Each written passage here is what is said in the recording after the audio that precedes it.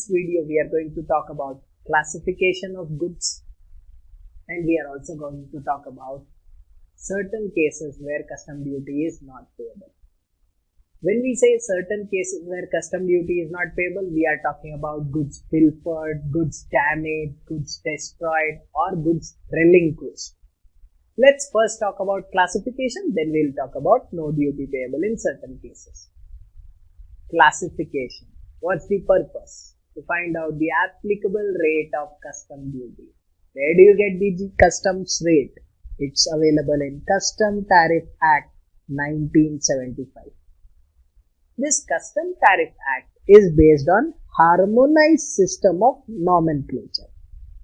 Harmonized system of nomenclature is an internationally accepted product coding system which helps in grouping of various products where similar products are grouped together, like plastic articles in one section, rubber articles in one section. That's how it is grouped. Now, when we talk about classification, there are some rules of interpretation given in classification. Let's try to understand those rules. First of all, any heading which is given is of no use.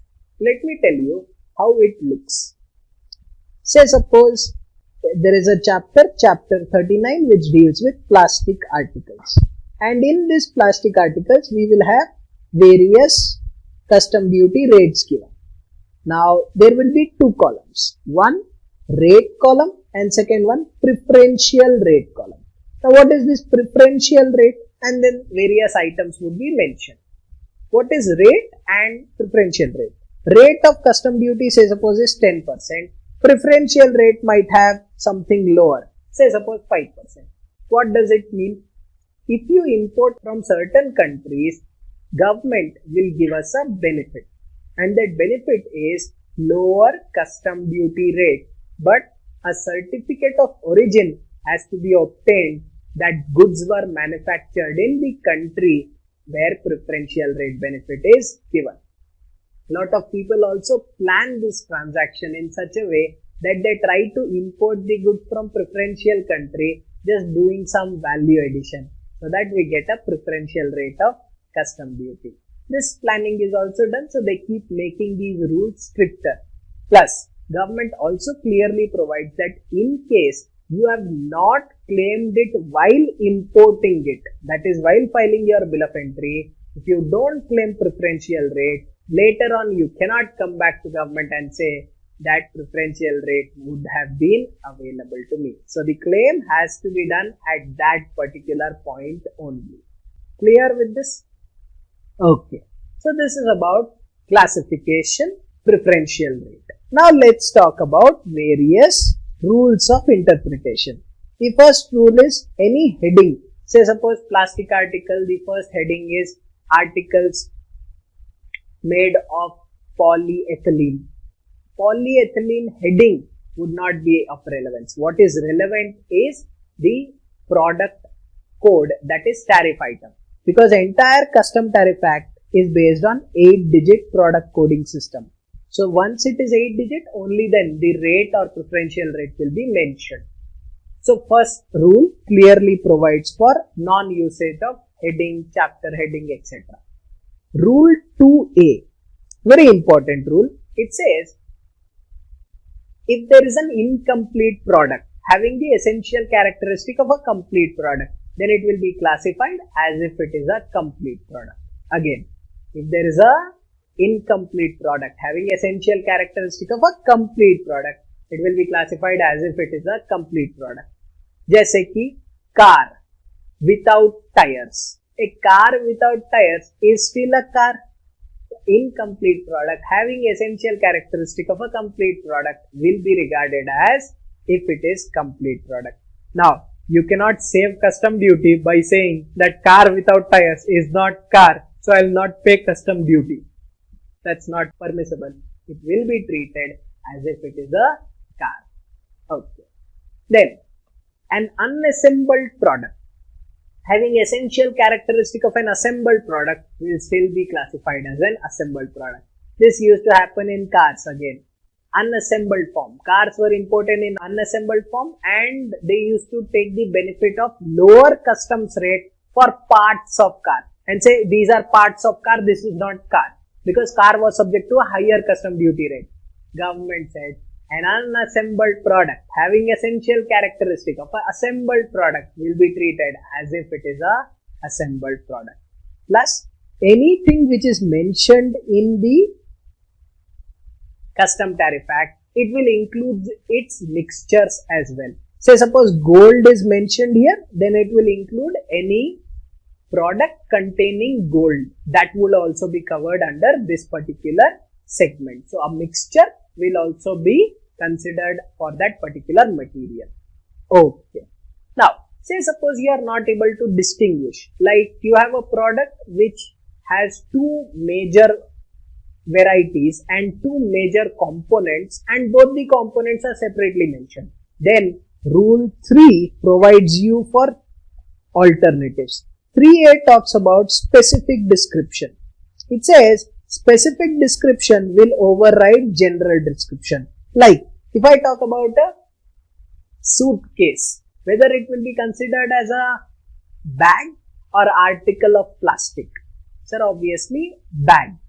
That's how specific description will override general description. Then we have rule 3B. 3B talks about essential characteristic. Let me give you an example. You have to see the essential characteristic and based on that you have to classify.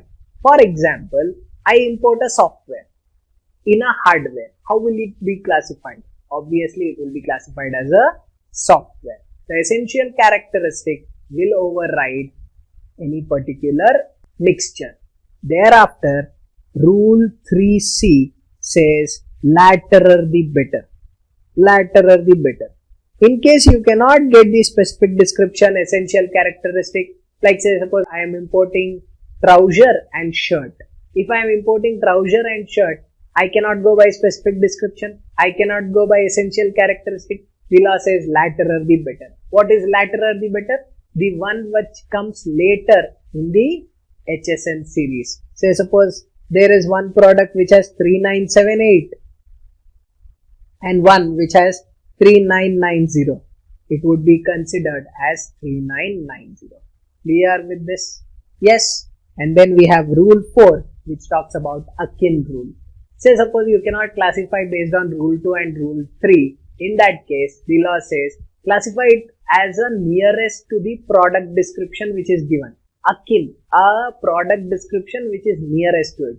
This will be useful in case it's a new product which is being made for the first time. So try to find out the closest product to that and classify it based on that. Then we have rule 5 for packing materials. See, if there is a specific packing, like gun case for a gun. If gun case is imported with a gun case will not be classified separately. It will be classified as if it is a gun and the same rate of custom duty will be applicable as applicable for the gun. And be very careful about one thing. Say suppose gun case is imported separately. Sir, if gun case is imported separately, then obviously custom duty rate of that gun case will be applicable. So the law has given us lot of clarity on this area. While reading all this, you should also understand one thing. Can the rate of custom duty be increased by government? See, this comes from Custom Tariff Act. To change an act, you require approval of the parliament. I am asking you, can custom duty rate be increased by government? Do they have the power? The answer is yes. They have the power to increase the rate of custom duty. A special emergency power is available. Once they increase it and thereafter the parliament is in session, they have to place it in the parliament. If it is not approved there, then it will have a prospective effect. Like for the period for which you have increased it, that will be applicable, but thereafter it would not be considered as a increased custom duty rate. Sir, does the government have the power to decrease custom duty rate anytime? That is done by exemption. Obviously, that is permitted at all times. Okay. So this was about classification. In classification, what did we come across? We came across custom duty comes from Custom Tariff Act. We have rate, preferential rate, and we got through all the rules of interpretation. Thereafter, let's talk about certain cases where custom duty is not applicable. Now, there are 4 basic cases. Pilfered. Pilfered means theft in small quantity. Damaged or deteriorated. Then you have destroyed. And last one is relinquishment. Relinquishment is giving up the right over those goods. Now, let's try to understand. The benefit in case of pilfered goods, that is theft in small quantity, is available till the order for clearance for home consumption or order for deposit to warehouse is given. If any goods are pilfered before this date, in that case, custom duty is not payable. Before order for clearance for home consumption or before order for deposit to warehouse, custom duty will not be applicable. Say suppose goods are pilfered before entering into India, then import has not happened, no need of paying custom duty.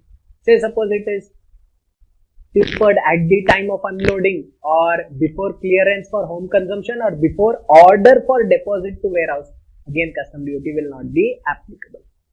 Damaged or deteriorated, you get the benefit till order for home consumption. But remember, deteriorated, the benefit is available only to the extent of unloading of goods. Only to the extent of unloading of goods. That's it.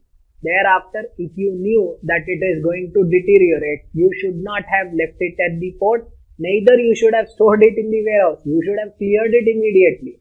So, government is strict in case of deteriorated.